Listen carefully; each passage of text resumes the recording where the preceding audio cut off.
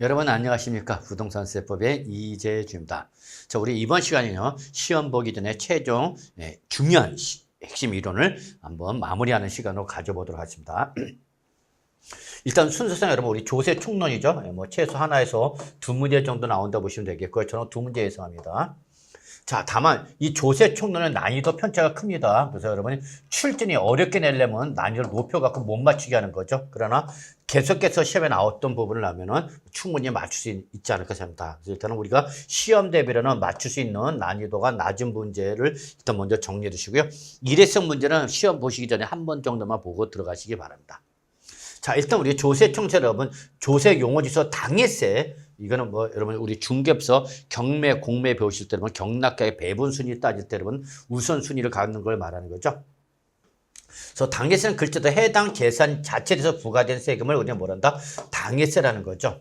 그럼 이 당해세에 대한 것이 여러분 지방세 중에서는 재산세와 그 부가세인 지방교육세, 그다음에 소방분 지역 자원시설세, 그리고 종합부동산세. 그래서 여러분 우리 이거 어떻게 얘기하죠? 재, 지, 종. 그죠 여러분? 그래서 보유세죠, 보유세. 그래서 재산세와 지역 자본시세, 종합부동산세, 다만 재산세는 부가세인 지방교육세도 포함되는 거죠. 자, 그리고 시험범위는 벗어나지만 상속세, 증여세라든지 여러분 상속세, 증여세, 또는 뭐 자동차세라든지 이런 것 등이 바로 당해 재산 자체에 대해서 부과되는 세금을 우리가 뭐라 하죠, 여러분? 당해세라는 거죠. 그럼 이런 당해세는 이러한 세금이 부과되기 전에도 이미 전세권, 저당권 등에서 담보된 채권이 있다 하더라도 이것보다도 항상 어떻게 하죠? 우선 징수를 하는 것이 바로 당해세의 가장 중요한 특징이라는 걸 꼭 기억해 두셔야죠. 즉 재산세와 그 부가세인 지방교육세와 소방분 지역 자원시설세, 종합부동산세는 그 전세권이나 저당권이 먼저 세금이 부과되기 전에 먼저 설정되어 있다 하더라도 그거와 관계없이 당해세가 어떻게 하죠, 여러분? 항상 우선하여 징수를 한다는 걸 잊지 마시기 바랍니다. 그런데 이러한 당해세가 당해세 이 법정기일 전에 이미 임차인의 확정일자가 더 빠른 거죠, 여러분. 즉, 법정기일이 임차인의 확정일보다 뭐하면 늦으면. 그러면 그때는 요 당해세한테 배분될 금액에 한해서 누가 보증금이 임차인이 어떻게 한다? 먼저 받아가는 거다라는 걸 여러분이 임차인을 보호하기 위한 제도로서 좀 정리해 주시기 바랍니다. 그러면 다시 한번 정리하면 이 저당권이나 전세권 등의 피담보 채권과 그다음에 조세 채권, 세금이 붙은 거죠. 조세 채권이 붙다. 그러면 이때는 여러분 둘 중에 어떤가 여러분? 빠른 것이 먼저 받아가는 거죠. 둘 중에 빠른 것이 먼저 받아가는 것이다. 다만 전세권이나 저당권 등이 먼저 날짜가 빠르다 하더라도 뭐는 당해세는 무조건 요 저당권이나 전세권보다 어떻게 한다? 우선하여 변제받는 거죠. 근데 이 당해세가 부과되기 전에 먼저 요 대항 요건을 갖춘 임차인의 확정일자, 임차인의 주택임대차나 상가 건물 임대차의 임차인의 확정일자가 더 빠르다는 얘기죠. 그럼 임차인이 먼저 대항력을 갖춰놨다, 당해세로. 그러면 그때는 당해세 배분할 금액을 누가? 임차인이 먼저 배분받는다. 그 얘기입니다, 여러분. 아시겠죠? 이것도 여러분 좀 정리해 두시기 바랍니다. 자, 그다음에 두 번째로 여러분 우리가 조세 총론에서 가장 중요한 것이 바로 요 납세물 성립과 확정이죠. 이게 계속해서 반복해서 출제되는 부분이기 때문에 요 부분이 나오면 반드시 맞춰야 되는 거죠. 이때 납세물 성립은 당해세목의 성격을 보시면 되고 확정은 당해세목의 부가징수를 보고 정리해 주시기 바랍니다. 그렇죠? 그래서 만약에 여기서 시험에 나오면 반드시 맞춰야 됩니다. 그래서 납세물 성립은 별표 3개, 확정은 별표 2개 좀 정리해 두시고요. 그러면 납세물 성립으로 물어봤죠. 그러면 뭘 보면 되죠? 그러면 성격. 그러면 취득세와 등록물세는 무슨 세죠? 여러분 행위세죠. 행위세는 언제 납세를 성립한다? 여러분 행위 시점. 그래서 취득하는 때, 등기 등록하는 때 행위 시점에 납세를 성립하는 거죠. 근데 재지정은 무슨 세죠, 여러분? 보유세죠. 보유세는 항상 언제 납세를 성립하는 거죠? 과세균이죠. 다만 재산세 과세균이 6월 1일이고 그것이 바로 소방분 지역 자원시세와 종합부동산세 과세균이 되는 거죠, 여러분.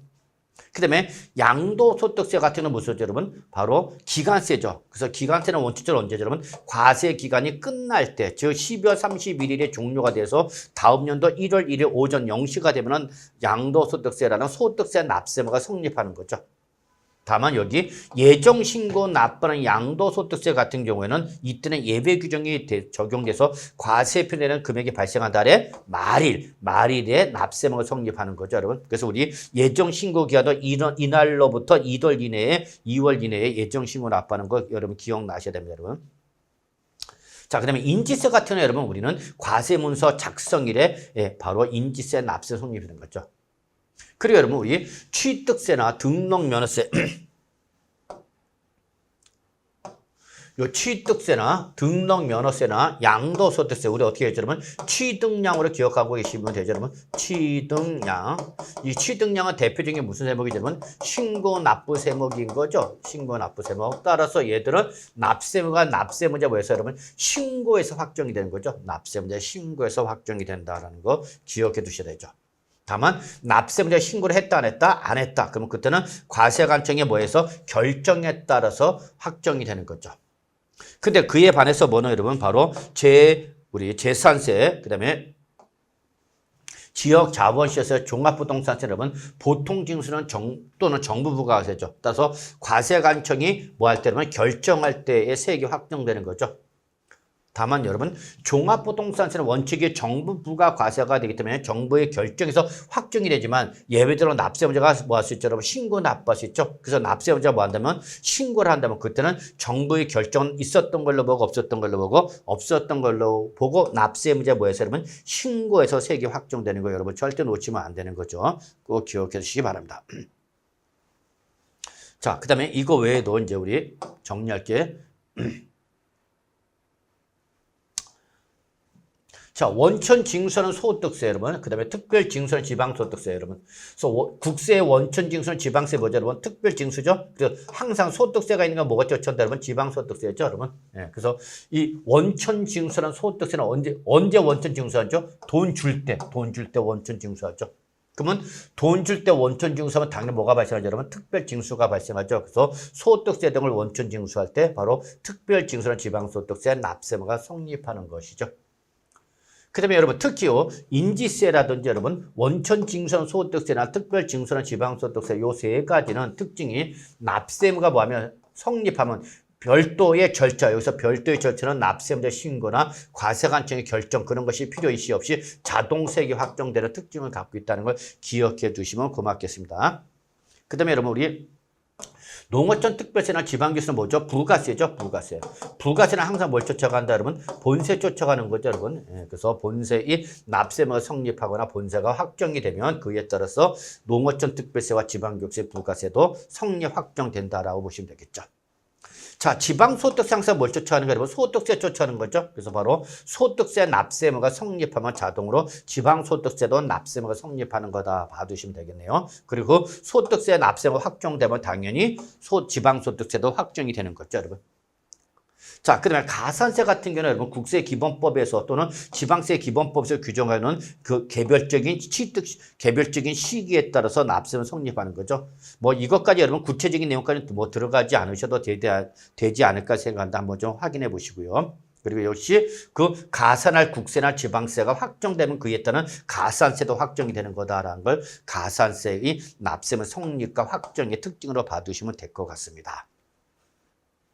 자, 그 다음에 이제 우리 납세 의무 소멸 잠깐 한번 확인하고 넘어가죠.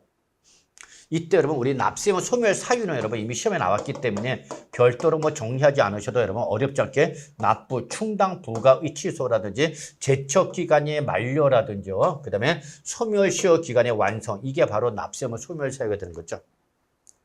물론 여기 우리 납세의무 소멸 사유가 아닌 것은 여러분 납세의무의 사망이라든지 법인의 합병이라든지 또는 뭐 결손 처분 이런 것 등은 우리 납세의무 소멸 사유가 아니다라는 것 좀 한번 확인해 두시고요. 자, 이때 여러분이 이거는 이미 사유는 시험에 나왔기 때문에 소멸 사유는 한번 가볍게 보시면 되는데 이때 제척 기간과 소멸 시효 기간을 여러분이 좀 알아두실 필요는 있죠, 여러분.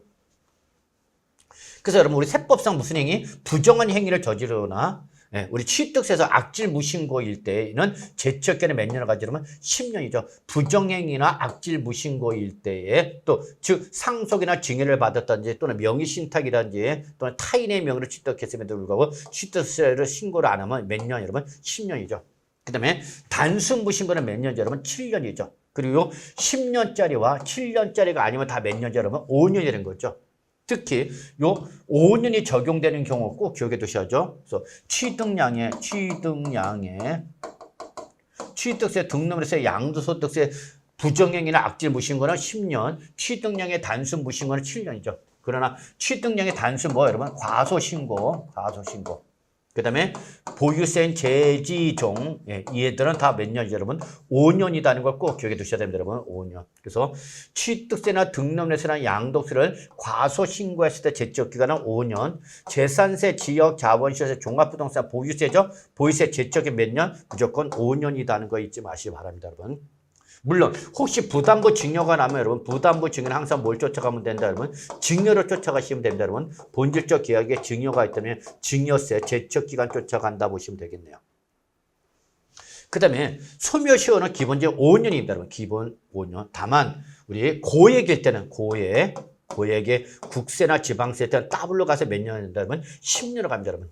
여기서 고액은 지방세 때는 가산세를 제외한 금액이 5천만 원 이상일 때를 말하는 거고 국세는 5억 원 이상을 말합니다. 그래서 이러한 고액의 지방세나 국세일 때는 소멸시효 기간이 5년에 더블 몇 년을 간다 그러면 10년을 간다는 것 좀 확인해 두시기 바라겠습니다. 여러분. 자, 요즘 이때 제적기간이나 소멸시효 언제부터 따지나 기산이라 여러분 나오는데 어쨌거나 신고 납부는 국세나 지방세 즉 취득량은 신고 기한의 다음 날부터 제적기간 기산이 되면서 그것이 소멸시효 기산일이 되기도 합니다. 여러분 아시겠죠? 근데 여러분 우리 종합부동산세나 인지세 같은 특히 종합부동산세는 여러분 보유세에서 납세무가 성립한 날 즉 과세 기준이 되는 과세 기준일에 제척기간에 기산일이 된다는 걸 잊지 마시기 바랍니다. 여러분 아시겠죠? 그 다음에 납세 고지하는 지방세, 재산세 생각하시면 되겠습니다. 여러분 재산세는 언제 여러분? 납세무 성립하다. 즉 과세기일에 제척기간 기산인 거죠. 근데 소멸시효 기산일은 여러분 여기는 고지서에 따른 납부기한의 뭐 다음 날부터 소멸시효 기간 따진다는 걸 좀 봐두시기 바라겠습니다. 여러분 뭐 한 번 정도만 봐두셔도 큰 무리는 없지 않을까 생각합니다. 자. 그 다음에 여기까지가 여러분 일단은 조세 총론에서 여러분 우리가 기본적으로 좀 정리할 내용이다. 이게 가장 기본입니다 여러분. 물론 이거 말고도 여러분 우리 핵심 요약집에 있는 내용 정도는 좀 꼭 좀 보시고요. 조금 시간적 여유가 있다면 지방세 불복 절차인 이의신청과 심사 청구 제도 좀 봐주시고요. 그 다음에 우리 서류의 송달 제도 이런 거 일회성 문제가 되어 있거든요 여러분. 한 번 정도 좀 시험 보시기 전에 이런 건 한번 좀 보시고요. 어쨌거나 지금까지 했던 것이 우리가 조세 총론에서 가장 기본적인 부분이다. 여기서 시험에 나오면 반드시 맞춰야 된다는 걸 좀 말씀드리고요. 예. 그 다음에 이제 우리 개별적으로 취득세부터 한번 좀 지방세 들어가도록 하겠습니다. 자, 일단 뭐 취득세 여러분 최소 2문제에서 3문제 정도 나옵니다. 그렇죠, 여러분? 최근엔 2문제 나왔습니다만 전체적인 평균을 보면 3문제 정도 나온다고 보시면 되겠습니다. 자, 일단 우리가 취득세에서 여러분 기본적으로 지방세는 지방세의 종류에 따라서 과세권자가 달라지는데 특히 취득세는 누가 부과하죠 여러분? 광역지방자치단체들이 부과하는 대표적인 지방세죠. 그래서 광역지방자치단체인 특광도 또는 도특강 그래서 원래 지방자치법상 지방자치단체는 도를 기본으로 하고 이 도에다가 특별시 광역시가 광역지방자치단체로 존재를 하는 거죠. 그래서 여러분, 요 취득세는 광역지방자치단체들이 부과하는 대표적인 지방세라는 걸 기억해 두셔야 돼요, 여러분. 그 다음에 특별자치시나 특별자치는 이거는 지방자치법상 지방자치단체가 아니라 특별법상 지방자치단체가 되는 거죠, 여러분. 뭐 제주 특별자치도 세종 특별자치시 생각하시면 되는 거죠, 여러분. 그러면 얘는 모든 지방세 과세권자로서 나온다는 거 잊지 마시기 바랍니다, 여러분. 네, 참고로 봐주시고요. 그래서 과세권자는 취득세 과세권자는 납세제를 관할하는 특강도다 이렇게 기억하시면 되겠습니다. 네. 그 다음에 여러분 우리 납세 문제 꼭 정리해 두셔야 되겠죠. 자, 납세 문제 여러분 별표 3개 잘 정리해 주시고요. 개별 문제 출제 가능하죠, 여러분. 그러면 취득세는 원칙적으로 누가 내는 거냐 그 얘기죠, 여러분. 그러면 이때는 당연히 사실상 취득자가 바로 취득세 납세 문제죠. 그래서 과세 물권을 사실상 취득했으면 등기 등록 여부에 관계일시 없이 사실상 취득자가 바로 취득세 납세 문제가 되는 거죠.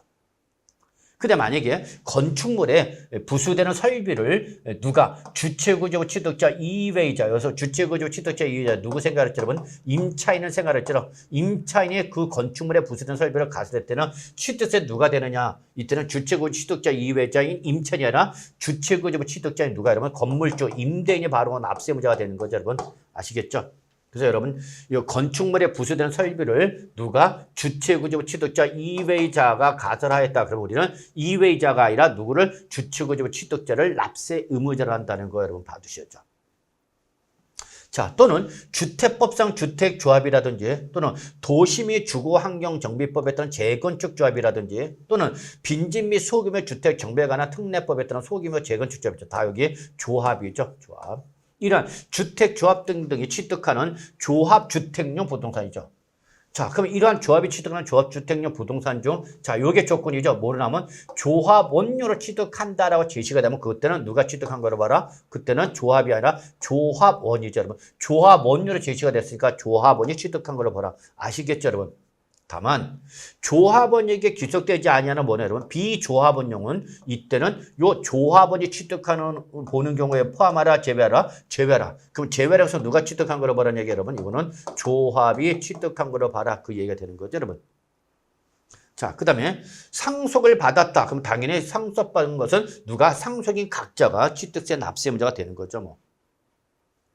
그 다음에 과점주주 여러분 그래서 우리 자본시장과 금융투자에 관한 법률에서 규정하고 있는 유가증권 시장에 상장된 법인을 제외한 법인, 즉 비상장 법인이 이 발행한 주식 등의 몇 프로로 100분의 50%, 자 여기죠. 초과 취득하는 죠. 50% 뭐 하는 사람, 초과하는 사람이죠. 그러면 이때 이 주주를 우리는 뭐라 표현한다? 과점주주는 거죠. 그러면 50% 초과하여 갖고 있기 때문에 최대 주주가 되고 최대 주주가 되니까 그 법인을 사실상 뭐 하는 사람이죠, 여러분? 지배하는 사람이 되는 거죠. 지배하는 자가 되기 때문에 이 자가 바로 취득세 납세물을 부담해야 되겠죠. 그래서 법인이 이미 취득세를 낸 거에 대해서 그 취득세에 대해서 누가 과점주주가 다시 한번 취득세 납세를 부담하는 이중과세적 성격을 띠고 있는 거죠. 그래서 과점주는 혜택을 주는 거다, 불이익을 주는 거다, 불이익을 주는 거다는 얘기죠. 다만 법인을 설립했을 때는 취득세 과세 대상에서 어떻게 한다 여러분? 제외된다라는 거죠. 그러니까 결국은 과점주주가 취득세 납세물을 부담하는 것은 법인을 뭐 한다면 설립한 후에 주식을 취득함으로써 뭐가 되면 과점주주가 되면은 이제 그때부터 납세 의무가 발생하는 거다라는 걸 봐두시면 되죠. 그러면 법인을 설립한 후에 최초로 50% 초과하게 되면 그때는 그 최초로 과점주주가 된다 지분 모두가 과세 지분이 되는 거다는 걸 잊지 마시고요. 이미 과점주주인 상태에서 지분을 추가 취득했다. 그러면 그때는 증가되기 전에 최고 지분을 찾아서 그 최고 지분을 뭐 한 것만 증가한 것만. 예. 그리고 이미 과점주주였던 자가 주식 등을 처분해서 과점주주가 아니었다. 다시 재취득해서 다시 과점주주가 됐으면 그 전 과점주주였을 때 최고 지분을 뭐 한 것만 역시 증가한 것만. 그러니까 여러분 최초만 전체가 되는 거 지분 모두가 되고 기존이나 재차는 이미 취득세를 낸 상태에서 지분의 변동이 있는 거니까 이때는 항상 과거를 물어. 그래서 과거의 최고 지분율을 뭐 한 것만 초과한 거에 대해서만 취득세 납세의무가 있다라는 거 정리해 두시면 크게 어려움이 없지 않을까 생각이 됩니다. 자, 그 다음에 여러분, 우리 정원이나 부속시설물이 나오죠, 여러분?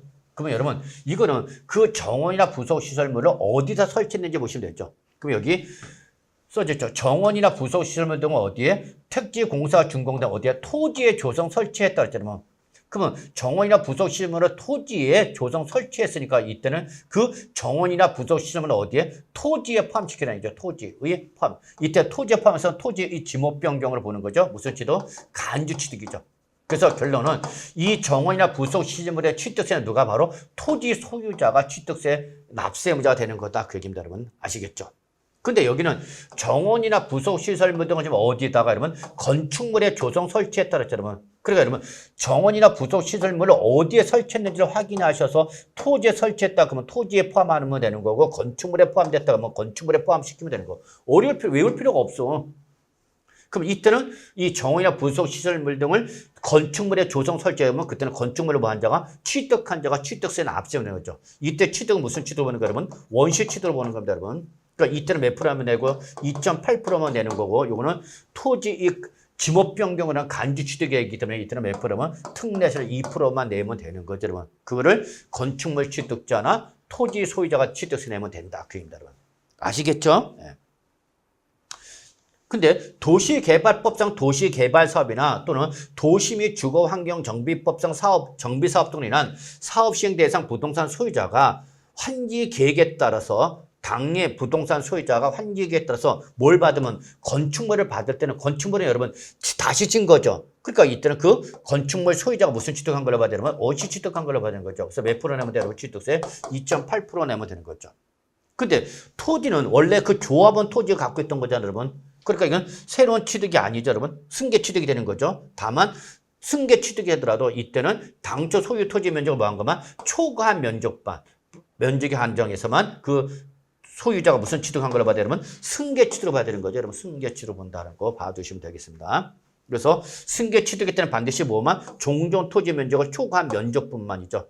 그래서 내가 종전 토지 60제곱미터에 대해서 주택을 갖고 있었는데 이게 주택 무슨 새로운 재건축 재개발해서 새로 배정받는 게 85제곱미터다. 그러면 이때에 요 토지 면적 얼마? 25제곱미터만 승계치로 보라는 얘기죠. 60은 원래 자기 거였던 거니까 여러분 아시겠죠?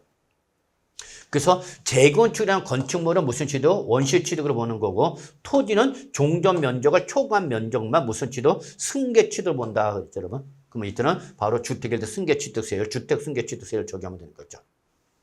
자, 그 다음에 토지 지목 변경에 따라서 환지 계획에 따라서 공급되는 환지가 있다. 환지가 있다. 그럼 새로운 토지 받는 거죠? 그럼 그건 누가? 종전 토지세는 조합원이죠. 그러나 채비지나 보류지는 조합원이 갖는 게 아니죠. 그래서 그건 누가? 사업시행자가 각각 취득한 거라서 취득세 내면 된다. 그 얘기죠, 여러분. 자, 여기까지가 지방세법에 나와 있는 거고, 여러분. 우리 지방세법 기본 통칙 중에서 갑소의 미등기 건물에 대하여 누가 채권을 확보를 하여 법원에 판결에 의한 소유권 보존 등기를 누구 명의로? 갑의 명, 이게 포인트죠. 갑의 명의로 등기를 했다, 여러분. 그럼 그때 취득세 누가 내면 돼, 여러분? 갑이 내면 되는 거죠, 여러분. 그래서 이걸 통칙 넣어서 여러분 한 번 정도 봐두시기 바라겠습니다. 그래서 취득세 납세 문장 꼭 좀 정리해 주시기 바라겠습니다. 아시겠죠? 자, 그 다음에 이제 우리 취득의 개념 갑시다. 취득의 개념. 자, 취득세에서 말하는 취득은 뭐죠, 여러분? 원시 취득이냐, 승계 취득이냐, 유상이냐, 무상이냐, 묻고 묻지 않고 모든 취득을 말하는 거죠, 여러분. 그래서 소유권을 취득하기만 하면 그 취득 형태와는 관계시 없이 모든 취득을 보는 거죠. 다만 요거에 대한 모든 취득의 예외가 있죠, 여러분. 요 모든 취득의 예외. 즉 차량, 기계장비, 항공기 주문위에서 건전 선박 요 네 가지죠. 얘들은 판매를 목적으로 원시 취득하는 준부동산이기 때문에 얘들은 취득 형태를 확인하셔서 원시 취득일 때는 취득으로 보고 안 보는 거고요. 그죠, 여러분? 원시 취득에도 취득을 보지 않고 모일태 안에서만 승계 취득이 안에서만 취득을 봐서 과세를 한다는 걸 여러분이 주의해 주시기 바라겠습니다, 여러분. 이때 모든 취득은 여러분 공부상의 등기 등록 등과는 관계시 없이 사실상 취득에서 우리 취득한 걸로 보는 거죠. 무슨 과세 원칙 여러분? 실질 과세 원칙. 우리 부동산 세법 저랑 들으셨던 분은 절대 잊을 수 없는 실질 과세 원칙이죠. 그럼 이때 취득세를 부과되는 기본적으로 공부상의 등재라는 게 아니라 사실상으로 취득한 때 현황에 따라서 부과하는 거죠, 여러분. 다만 요 사실상의 확인이 불분명하다. 그럼 그때는 어쩔 수 없죠. 올라가죠. 공부상 현황으로 간다 보시면 되겠죠. 즉 취득세는 소유권의 취득 외에도 뭐가 있죠? 그러면 간주 취득이라는 것이 있죠. 별표 3개짜리죠. 아주 취득하죠. 중요하죠.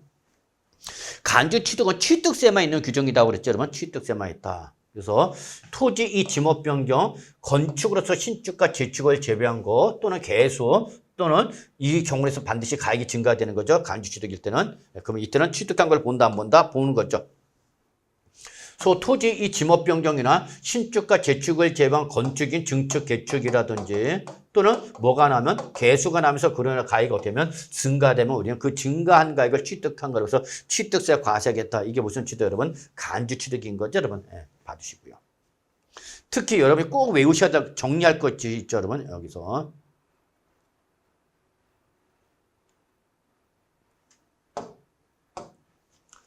증여 간주 규정은 별표 3개짜리죠. 반드시 숙지 정리해 주시고요. 이거는 묶어서 이렇게 한꺼번에 같이 정리해 주시기 바랍니다. 그래서 누구죠, 여러분? 배우자나 직계준비서. 저는 그냥 두 글자로 우습게 뭐라 했어요, 여러분? 왼수 그랬죠, 여러분? 예.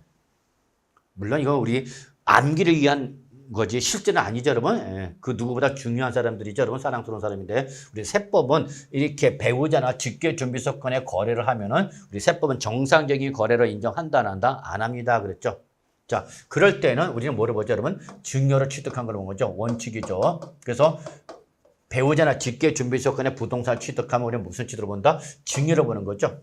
그러면 증여야 취득세율과 함께 뭘 내야 되냐면 증여세를 한 번 더 내야 되는 거죠. 다만 왼수지간이라도 여기에 해당하면 그때는 뭐를 본다? 여러분 유상취득을 보는 거죠. 여러분 유상취득.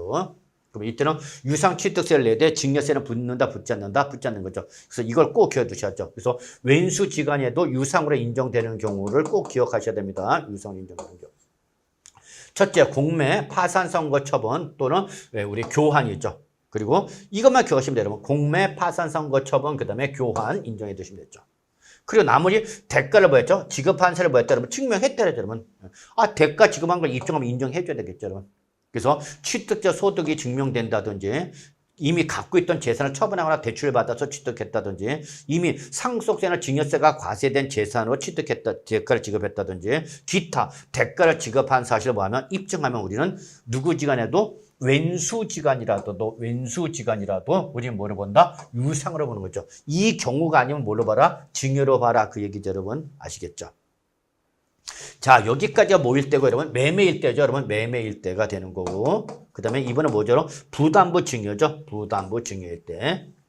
그 부담부 증여의 특징이 뭐죠, 여러분? 채무액에 상당하는 부분과 나머지 부분을 구분하는 거죠, 여러분. 나머지로 구분하셔서 채무액에 상당하는 부분은 앞으로 수준의 갚을 채무가 되는 거니까 이거는 무슨 취득? 유상 취득하는 그런 거죠.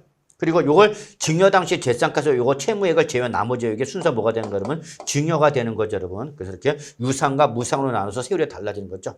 근데 이게 누구 지간이면 왼수지간이다. 나처럼 왼수. 그럼 왼수지간일 때 부담부 증여 인정한다, 안 한다? 안 하는 거죠, 여러분. 그때는 증여의제 규정을 적용하는 것이다. 라고 봐두시기 바라겠습니다, 여러분. 아시겠죠? 꼭 기억해 두셔야 됩니다. 요거는. 자. 이제 우리 비과세 쪽으로 좀 가봅시다. 비과세. 자, 이 비과세는 소득세를 과세하는 거 안 하는 거? 안 하는 거죠, 여러분. 다만 이 비과세를 적용할 때는 우리 취득세 중과 대상이 되거나 어떤 수익 재산에 해당할 때는 이때는 비과세 대상에서 어떻게 한다, 여러분? 제외한다는 거 참고로 기억해 두시고요. 그럼 이때 이 취득세 비과세는 크게 과세권자에 대한 비과세와 기타 형식적 취득된 비과세로 나눠지는데 일단 과세권자에서 여러분 뭐죠, 여러분? 국가나 그죠, 여러분? 지방자치단체 또는 지방자치단체 조합이죠, 여러분. 그리고 항상 국가가 나오면 우리 누가 나오죠? 외국 정부가 나오죠, 여러분. 또는 주한 국제기구가 나오죠, 여러분. 이렇게 과세권자의 국가 등이 취득하거나 외국 정부나 또는 주한 국제기구 취득하는 모든 물건은 뭐죠? 원칙적으로 비과세가 되는 거죠. 다만 항상 외국 정보가 나오면 뭐 확인하라면 외국 정보 나오면 뭐 확인하라면 상호주의 확인하라면 상호주의 확인하셔야 됩니다, 여러분. 그래서 우리나라 정부에 취득해서 그쪽 나라가 과세 우리도 같이 과세하는 거고 우리나라 정부에 취득해서 그쪽 나라 비과세 우리도 비과세한다는 거 잊지 마시기 바랍니다. 그다음에 이때는 두 번째는 간접 취득이죠. 국가나 지방자치단체 또는 지방자치단체 조합에 뭐죠? 귀속 또는 기부 체납 조건을 취득하는 부동산이나 사회 기반 시설은 원칙적으로 뭐다 그러면 비과세가 되는 거죠. 왜냐하면 우리 바로 민간 사업자가 부동산 등을 취득해서 그거를 과세관청에가 명의로 소유권을 넘기거나 기부 체납하는 그런 부동산은 원칙적으로 비과세가 되는데 그러한 귀속 또는 기부 체납 조건일 때 비과세인데 그런 조건을 이행하지 아니하고 타인에게 매각 증여를 하거나 또는 귀속하지 아니하는 조건을 변경됐다든지 또는 귀속을 했다 하더라도 반대급부로 뭐 대가를 받았다, 무상으로 대가를 받았다. 그럼 그때는 비과세 대상에서 어떻게 한다 그러면 제외된다라는 거 봐두시면 되는 거죠, 뭐. 자, 이러한 과세권자에 대한 취득 외에 우리 형식적 취득은 비과세가 있죠. 자, 형식적 취득의 대표가 바로 뭐죠? 바로 신탁법상 신탁이죠. 그래서 이 신탁법상 신탁일 때 당사자인 누구 여러분? 위탁자, 수탁자, 신수탁자가 되는 거죠, 여러분. 그때의 그 신탁 등기가 병이되는 신탁 재산일 때 신탁계약 당사자인 위탁자, 수탁자, 신수탁자가 일단 뭐다 그러면 비과세가 되는 거다는 거 잊지 마시기 바랍니다. 그런데 신탁법상 신탁이라 하더라도 주택법상 주택조합이나 정비법상 재건축조합이나 빈지 및 소규모 주택 정비에 관한 특례법 또는 조합과 누구 간의 조합원 간의 부동산 신탁일 때라든지 또는 주택조합 등이 취득하는 비조합원용 부동산은 비과세 대상에서 어떻게 한다 그러면 제외되는 거다라는 걸 기억해 두시기 바랍니다. 아시겠죠? 두 번째, 관련 법률 따르는 이거는 뭐죠? 수용을 당한 거죠. 그래서 공익사업이나 토지 등의 취득 및 관한 법률이라든지 이러한 그 밖에 우리 징발재산 정리에 관한 특별조치법 등 관련 법률에 따른 수용을 당했을 때 그 환매권 행사를 취득하는 것은 비과세가 되는 거다라고 봐두시면 되겠습니다. 그 다음에 존속기간에 1년을 초과하지 아니하는 임시용 건축물일 때는 그때는 그 임시 흥행장, 공사 현장, 사무소, 모델하우스 등은 뭐죠 여러분? 비과세가 되는 거죠. 이때 임시 건축물 취득에 대한 비과세 조건을 1년을 초과하지 않아야 된다. 여기 조건이 붙는 거죠 여러분. 예. 4번 특히 공동주택일 때죠 여러분. 그래서 주택법상 공동주택인 아파트, 연립주택 등으로서 개수로 인한 취득하는 거죠. 이때 개수 당시 주택 시가평균이 얼마죠 여러분? 9억 이하죠. 9억 이하. 항상 지방세는 9억 기준입니다 여러분. 9억 기준. 그래서 9억 이하인 주택과 관련된 개수일 때는 뭐다? 비과세죠. 다만 비과세 대상인 개수에서 건축법상 대수는 비과세 대상에서 어떻게 한다면 제외한다. 이거 놓치면 안 됩니다. 그래서 건축법상 대수서는 공동주택일 때의 개수라도 비과세 대상에서 어떻게 한다면 제외된다는 걸 기억해 두시면 고맙겠습니다. 자, 이제 우리 취득 시기도 한번 우리 가볍게 확인하고 넘어가죠. 특히 개정된 부분이 있네요. 자, 그래서 취득 시기도 여러분 우리 별표 2개 정도 좀 표시해 두시고요. 자, 언제 취득한 거를 볼 거냐는 얘기죠, 여러분. 그럼 이때 취득 시기는 취득의 유형에 따라서 달라지냐, 여러분. 가장 기본 요시 바로 승계 취득일 때죠, 여러분. 특히 우리 공인중개사가 부동산의 매매를 중개사 적용되는 유상 승계 취득이죠, 여러분. 그래서 매매로 인해서 취득했다. 그럼 언제 취득한 거라 보라? 사실상 잔금 지급이죠. 사실상 잔금 지급입니다. 원칙이죠. 그래서 거래 당사자, 개인 간의 거래냐, 법인이 거래냐, 개인과 법인 간의 거래, 그 구분 없이 무조건 사실상 잔금 지급의 원칙. 취득 시효 된 거죠. 다만 신고인이 제출한 자료로 요 사실상 잔금 지급을 확인할 수 있다 없다? 없다. 얘를 모르겠다는 얘기죠. 그럼 그때 어디로 가죠? 계약상으로 가는 거죠. 그래서 원칙 사실상 먼저 잡고 사실상 확인이 안 돼. 그럼 어디로 가죠? 계약상으로 가는 거죠. 항상 잔금 지급이라 소유권 취득하는 건 뭐 여러분이 이해하시는데 전혀 어려움이 없죠. 다만 계약상 잔금지로 가려고 했더니 계약상 잔금지에 명시가 되어 있지 않다. 그때는 계약일터 60일에 경과한 날에 취득한 걸 보는 거죠. 그래서 기본적으로 언제다 그러면 잔금 지급이라는 거 봐주시면 되죠. 근데 잔금을 지급하기 전에 먼저 등기 등록을 했거나 또는 연부 취득일 때는 언제 그러면 사실상 연부금 지급이죠. 여러분 여기 연부금 지급입니다. 여기는 연부 취득이기 때문에 잔금이 아니야. 여기는 잔금인데 여기는 연부금 지급이 되는 거죠. 물론 그 전에 등기 등록 먼저 했다고 우리는 등기 등록을 취득한 걸 본다는 거 이해하시는데 전혀 어려움이 없죠. 그 다음에 무상 취득이다. 그래서 특히 증여다. 그럼 언제 취득한 걸 보죠? 여러분 계약일에 취득한 걸 보는 거죠. 물론 상속은 계약이 아니죠. 그러니까 이때는 언제죠? 상속 개시로 간다는 거 잊지 마시고요. 또 민법에 따른 점유로 인한 취득이라든지 또는 민법에 따른 이혼의 재산분할에 인한 취득이 있다면 언제 여러분 등기일 또는 등록일에 취득한 걸 본다는 걸 좀 봐두시기 바랍니다. 특히 계약상 잔금지기로 취득일을 보는데 그러한 매매나 또는 증여를 계약을 맺은 후에 해당 취득 물건을 첫째 뭐를 하지 않고 여러분 등기 등록하지 않고 법정 서류에 의하여 그 계약이 해제된 사실을 어떻게 하면 여러분 입증하는 거죠 여러분. 다만 매매 등일 때는 취득일부터 며칠 이내고 여러분 60일 이내가 되고 증여의 계약일 때는 이때는 그 취득에 속한 달에 말로부터 몇 월 이내 여러분 3개월 이내 여러분 여기서 취득일부터 60일 이내와 여기 취득에 속한 달에 말도 3개월 이내는 바로 뭐죠, 여러분? 이거는 취득세 신고 기한을 말하는 겁니다. 이렇게 취득세 신고 기한 이내에 이 매매 계약이나 증여 계약이 어떻게 했다 그러면 해제가 됐습니다라는 걸 뭐 해야 돼요, 여러분? 입증하는 거죠. 다만 등기 등록이 이루어지지 않아야 됩니다. 등기 등록이 이루어지면 무조건 취득 보는 거고요. 등기 등록하지 않은 상태에서 취득세 신고 기한 이내에 법정 서류로 계약이 해제가 됐어요라는 걸 입증하면 일단 취득을 본다 안 본다? 안 본다는 걸 꼭 좀 기억해 두시기 바라겠습니다. 여러분 아시겠죠? 특히 매매 계약의 해제는 취득일부터 60일 이내지만 증여 계약의 해제는 며칠 이내 여러분? 바로 취득에 속한 달의 말부터 몇 월 이내? 3개월 이내가 되는 거죠. 이때 법정 서류는 매매일 때는 네 가지죠. 화해조서, 인락조서, 공정증서, 계약해제 신고서 또는 부동산 거래 계약 해제 확인 서류가 되는 거죠. 근데 증여 계약일 때 요 세 가지만 증여 계약에 대한 입증 서류가 되고요. 요 4번은 증여 계약 해제 서류가 아니다라는 걸 주의해 두시기 바랍니다. 왜냐면 증여는 부동산 거래 신고 대상이 아니기 때문에 해제 확인 서류라는 것 자체가 없는 거죠, 여러분. 아시겠죠? 자, 그 다음에 이제 우리 원시 취득으로 가보죠. 원시 취득. 자, 원시 취득일 때 언제죠, 여러분? 당연히 건축법에 따라서 사용 승인서 교부일이죠. 물론 그 전에 사실상 사용하거나 임시사용서를 받다 그러면 얼른 가면 돼. 우리는 빠른 날로 가면 되는 거죠. 근데 주택법상 주택조합이 취득하는 비조합원형 토지는 주택법 규정을 적용받기 때문에 주택법에 따른 사용검사를 받은 날이죠. 또는 정비법에 따른 재건축조합이나 또는 소규모 재건축조합일 때 이 비조합원용 토지는 당연히 정비법에 따른 소유권 이전 고실의 다음 날로 가는 거죠. 근데 이러한 허가를 받지 못하는 무허가일 때는 사실상 사용 가능 길로 간다는 걸 좀 봐두시면 되겠죠. 그러면 토지를 매립 등에서 원치 취득했다. 그럼 이때는 공사 준공 인가일이나 사용 승낙일 또는 사실상 사용 중 어떤 날 빠른 날로 가면 되는 거죠.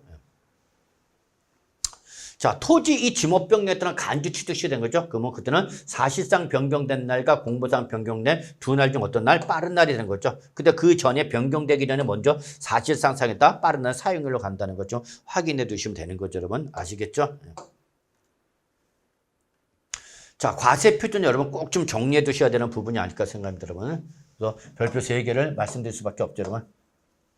자, 그러면 취득세 과세표는 어느 당시 여러분? 취득 당시 가액이 되는 거죠. 다만 이게 무슨 취득이면 연 단위로 납부하는 연부 취득일 때는 이때는 연부 금액으로 가면 되는 거죠. 이때 연부 금액 매해 사실상 지급되는 연부 금액을 말하며 계약금을 포함한다라는 거 잊지 마시기 바랍니다. 이때 요 취득 당시 가액은 취득의 유형에 따라서 달라지는 거죠. 취득 유형에 따라서 달라지는 거죠, 여러분. 아시겠죠? 그래서 바로 첫 번째가 바로 매매 등이나 유상승계 취득일 때죠. 그래서 매매나 교환 등 무슨 취득이 유상승계 취득일 때 취득 당시 가액은 뭐가 되는가 여러분? 이때는 사실상 취득가격으로 한다는 거 잊지 마시기 바랍니다. 이때 사실상 취득가는 여러분 아시다시피 취득하기 위하여 지급할 일체 모든 비용을 말하는 거죠. 다만 취득대금을 일시급 등으로 지불함으로써 일정액을 뭐하면 할인을 받은 거죠. 그럼 할인을 받은 것은 준 거 안 준 거 안 준 거죠. 그럼 그때는 할인액을 포함한 제외한 할인된 금액을 갚았죠. 그래서 여기서 할인된 금액, 할인액을 포함한 제외한 할인액을 제외한 할인된 금액을 과표한다는 거 잊지 마시기 바랍니다. 다만 매매 등일 때는 사실상 취득가의 원칙인데 예외적 특수 관계인으로부터 시가 인정액보다 낮은 가격으로 부동산 취득했을 그래서 이때 시가 인정액과 사실상 취득가 두 가격이 뭐가 차익이 절대적 조건 3억 원 이상이 되거나 또는 시가의 몇 프로 이상 5% 이상일 때는 이때는 부당행위 계산 부인 규정을 적용해서 과세 표준을 사실상 취득가로 하는 것이 아니라 요 사실상 취득가 예외가 되기 때문에 이때는 뭐로 간다 여러분? 시가 인정액으로 가는 거죠. 시가 인정액을 과표로 한다는 거 잊지 마세요, 여러분. 특히 이 사실상 취득가는 직접 비용은 물론 간접 비용도 포함하는 거죠. 이때 여러분 간접 비용의 범위를 여러분 좀 기억해 두셔야 되는 거죠. 다만 이 간접 비용에 대한 범위를 판단할 때 여러분 개인일 때는 건설 자금이자 할부 연부 이자 연체로 공인중개 중개 보수는 범위에 포함한다, 제외된다면 제외된다는 걸 꼭 기억해 두셔야 돼요, 여러분. 그래서 건설 자금이자 할부 연부이자 연체로 공인중개사 중개보수는 개인일 때는 제외가 되는 거고 법인일 때 안에서만 포함이 되는 거다 잊지 마세요. 나머지는 여러분 한번 좀 읽어보셔도 큰 무리는 없지 않을까 생각이 됩니다. 특히 제외되는 걸 잘 보시기 바랍니다. 제외되는 게 아니면 여러분 포함되는 거다라고 보셔도 큰 무리는 없지 않을까 생각합니다. 이 제외되는 것의 대표가 바로 광고 선전비 등의 판매 비용과 관련 부대 비용이죠. 그 다음에 전기, 가스, 열 등 에너지 등을 이용하는 데 분담하는 비용이라든지 지장 이주비나 지장물 보상금 등 여기 취득 물건과는 뭐죠? 별개의 권리에 대한 보상금이죠. 그 얘는 취득 물건과는 별개니까 당연히 취득가격에 포함한다, 제외되는 거죠. 그리고 간접세 대표인 부가가치세는 취득 가격의 범위에 포함한다, 제외되는 거다라는 걸 잊지 마시기 바랍니다. 자, 그 다음에 우리 무상취득일 때 과표 나오죠, 여러분? 무상승계취득일 때 과표. 예. 이때 무상취득일 때는 과표가 뭐죠, 여러분? 시가 인정액이 되는 거죠. 예. 그래서 시가 인정액은 글자로 시가로 인정되는 금액, 시장에서 형성된다라는 게 특징이죠. 그래서 취득 시기 현재 불특정 다수인 간의 거래가 이루어져서 통상으로 성립된다 인정을 가해서 여러분 요 1, 2, 3의 적용 순서가 되는 겁니다. 그래서 원칙은 취득일 전 6개월부터 취득일 3개월 이내, 즉 9개월 동안의 평가 기간이죠. 여기에 평가 기간, 이 기간 9개월 동안에 평가 기간이 요거를 말하는 겁니다. 이때 그 부동산, 취득한 부동산에 대해서 취득한 부동산에서 거래, 매매, 감정, 경매, 공매로 인해서 그 매매 거래가의 감정가 평균에 경매, 공매가 있으면 이걸 뭘로 보는가? 시가 인정으로 보는 거죠. 근데 요 기간, 평가 기간이 아니라더라도 취득일 전 이내 기간 전 평가 기간을 제외한 기간이라든지 또는 평가 기간이 지난 후에도 신고 납부 기한 말소 6개월 이내 기간 중에 매매 등이 있었다. 즉 평가 기간을 벗어나서 확정된 기간이에요. 이거는 확정 기간이라고 합니다.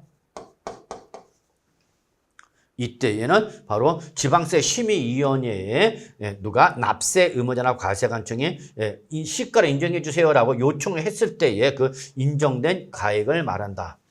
이것도 없다. 1번, 2번도 없다. 그러면 이제 마지막으로는 취득한 부동산의 면적이나 위치, 용도 등과 시가변경이 동일하고 유사한 인정한 다른 부동산, 내가 지금 증여받은 부동산이 아니라 그 옆에 있는 다른 부동산에 대한 시가 인정액 등이 있다면 그거를 뭘로 바로 시가 인정을 인정하겠다. 이렇게 감으로 봐주시 바랍니다, 여러분. 근데 예배를 좀 봐주시 바랍니다. 그래서 상속을 받았을 때는 여러분, 이때는 무조건 시가 편액입니다, 여러분. 시가 편액. 그 다음에 증여를 받았는데 그 시가 편액이 얼마이라? 1억 원 이하인 경우라든지 이럴 때는 여러분 금액이 작은 거죠. 그러면 그때는 시가 인정액과 시가 편액 둘 중에 납세자가 여러분 정하는 가액이죠, 여러분. 상속은 무조건 시가 편액으로 하는 겁니다.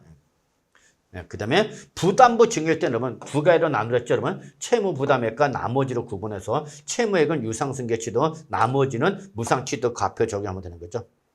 자, 원시 취득일 때는 여러분 사실상 취득가를 과표를 하되 개인이 건축물을 취득하는 경우로서 사실상 취득가 요 원칙을 모를 때 그때는 어쩔 수 없죠. 시가편액을 하는 거다라고 봐주시면 됩니다.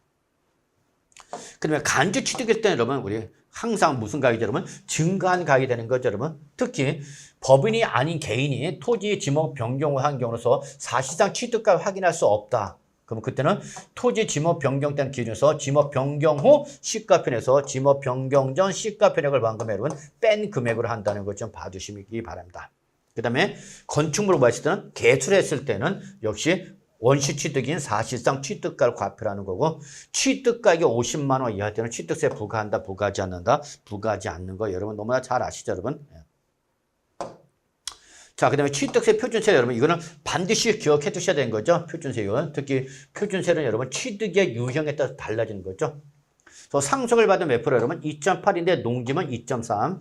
증여를 받으면 뭐죠? 3.5인데 비영리사업자 받으면 2.8. 원시 취득에서 몇 프로 여러분? 2.8이죠. 그 다음에 공유물, 합의물, 총유물의 분할이라든지 부동산 공유권 해소한 지분 이전일 때에 물론 자기 지분 초과분을 제외한 것들은 2.3% 적용하는 거죠. 그 밖에 유상취득일 때 몇 프로? 4%죠. 다만 농지는 3%죠. 다만 그것이 주택일 때는 여러분 취득가에 따라서 여러분 1%부터 3%까지 가는다라는 거 기억해 두시기 바랍니다, 여러분. 그래서 1% 계산시에 따른 세율 3%까지 가는 거죠. 특히 주택을 신축하거나 증축한 이후에 해당 주거용 건축물 소유자나 배우자나 직계준비석에 해당 주택의 부속도를 취득하면 그때는 주택유상취득세를 적용하는 것이 아니라 토지유상취득세를 적용하는 거다라고 봐주시면 되겠습니다. 특히 세율 적용할 때 공동소유일 때는 여러분 즉 그때는 지분가액을 취득 지분가액을 과표로 한다는 것 좀 봐두시고요. 그 다음에 신축과 재축을 제외한 건축이나 개순에서 건축 면적이 어떻게 되면 증가됐을 때 무슨 취득? 간주 취득이니까 항상 무슨 부분? 증가된 부분에서 어떤 세율? 원시재산세를 몇 프로 여러분? 2.8% 뗀다는 거 놓치지 마시기 바랍니다. 네, 법인이 합병이나 분할로 취득했다. 이거는 유상취득세를 4% 적용하면 되는 거고요. 그다음에 취득세는 여러분 표준세를 50% 보면서 가감하시는 무슨 세율 여러분? 탄력세이다 하는 거 잊지 마시기 바라겠습니다. 여러분 아시겠죠? 근데 이것이 뭐일 때는 주택일 때는 여러분 중과세율로 적용되는 거죠, 여러분. 그래서 특히 유상일 때는, 유상 취득일 때는 개인과 법인을 구분해서 법인은 묻지마 무조건 12%가 이자 반해서 개인일 때는 세대별로 주택수를 따져갖고 주택수와 조정 대상 지역 여부에 따라서 기본세율을 적용하거나 또는 8%라든지 12% 중과세가 적용되는 경우가 있다는 거 여러분 다 알고 계시고요. 또 증여를 받았을 때도 개인 법인 구분 없이 조정 대상 지역에 있으면서 and 시가표액이 3억 원 이상 이 두 가지 조건을 충족하면 개인 법인 관계없이 무조건 12% 때린 거죠. 다만 1세대 1주택자인 배우자나 직계 준비서를 받으면 이때는 중과 대상에서 어떻게 하죠? 제외되는 거다라는 거 잊지 마시기 바라겠습니다. 자, 그 다음에 이제 우리 특례세를 있죠, 여러분. 꼭 기억해두시죠. 그래서 첫째, 표준세에서 중과기준세를 뺀 세로 과세하는 것 주로 무슨 취득이다, 여러분? 형식적 취득 등에 해당하는 것들입니다, 여러분. 그래서 이거 누차 강조했던 거 여러분 꼭 정리해 두셔야 되겠죠. 대부분 다 뭐예요, 여러분? 형식적 취득인 거죠. 그런데 그냥 중과기준세만 적용하는 거죠, 여러분. 무슨 취득이죠, 여러분? 주로 간주 취득 등에 해당하는 것들이죠, 여러분. 간주 취득 등에 해당하는 것들 꼭 기억해 두셔야 됩니다. 그래서 특히 간주 취득일 때 적용하는 것은 제일 중요한 것이 뭐죠, 여러분? 개수. 개수는 무조건 건축물 면적 증가 여부 확인하셔서 증가됐다 그러면 이때는 원시 취득세 적용하기 때문에 이 특례세율 적용 대상에서 어떻게 한다 그러면 제외된다는 거 잊지 마시고요. 그래서 건축물 면적 증가가 없으면 그때 개수는 2%가 적용되는 거고 건축물 면적이 증가되면 원시 취득세를 2.8% 때리는 거다라는 거 봐주시겠죠. 나머지 다 우리 주로 간주 취득 등에 해당하는 것으로서 특히 잘 정리해 두시기 바라겠습니다, 여러분. 자, 취득세 부가징수 여러분 원칙 뭐죠, 여러분? 별표 3개짜리 너무나 중요하죠. 원칙 뭐죠? 신고 납부죠. 그래서 누가 납세 의무자가 취득일로부터 며칠 이내 60일 이내 취득세 신고하고 납부를 해야 되는 거죠. 다만 상속을 받으면 그때는 상속계시 속한 달에 말로부터 매달 6월. 다만 비거주자가 받으면 9월 이내가 되고 무상을 증여를 받은 거죠. 또는 부담부 증여할 때는 여러분 취득일이 속하는 달에 말로부터 매달 이내죠. 여러분 여기는 3개월이죠. 여기는 6개월, 여기는 9개월, 3개월. 무상 취득일 때는 월 단위로 월말 단위로 따진다는 거 잊지 마시고요. 그 다음에 과세 물건의 상태가 변동됐다. 과세 물건 상태 변동됐다. 즉 취득한 이후에가 뭐가 되다? 중과세율 대상이 되거나 당초 비과세 면제 경을 받았다가 부과 대상 또는 추징 대상이 됐다. 이걸 우리가 뭐라 표현했죠? 과세 물건의 상태의 변동이 됐죠. 그때 며칠 이내? 60일 이내가 되는 거죠. 그리고 이거는 모두 똑같다, 여러분. 등록면에서도 똑같다라는 거 기억해 두시기 바랍니다, 여러분. 아시겠죠? 그 다음에 이러한 기한 전에 먼저 뭐 하면 등기 등록한다. 그때는 무조건 등기 등록 신청 접수일까지가 되는 거죠. 근데 이런 신고 납부를 다 하지 않았다. 신고 납부를 다 하지 않았다. 그러면 이때에는 뭘로 가죠? 보통징수로 가는 거죠. 그래서 취득세 납세 우리가 신고 또는 납부는 다 하지 않았다. 특히 일시적 2주택으로 신고를 해갖고 8% 중과세에서 벗어났는데 그때는 취득한 또 몇 년이라면 3년에 반드시 종전주택을 처분해서 몇 주택으로 만들었는데 1주택으로 만드는데 1주택이 됐다 안 됐다? 안 됐다. 그러면 보통징수로 가는 거죠. 그러면 가산세를 더한 금액으로 고지서가 날라간다는 거 잊지 마시고요. 역시 중과산세 놓치면 안 되는 거죠. 그래서 취득세 과세 물건은 뭐였죠? 사실상 취득했는데 그때는 신고를 안 하고 매각했다. 그럼 그때는 80% 때린 거죠. 다만 골프회원권 등을 제외한 등기 등록 대상이 아니거나 또는 지목 변경 등 간주 취득일 때는 80% 중과 대상에서 어떻게 하는 거죠, 여러분? 제외된다는 거 잊지 마시고요. 법인은 반드시 취득 당시 가를 증명하시는 법률 정하는 장부와 관련 증거서를 어떻게 하죠? 작성 갖춰야 되는 거죠.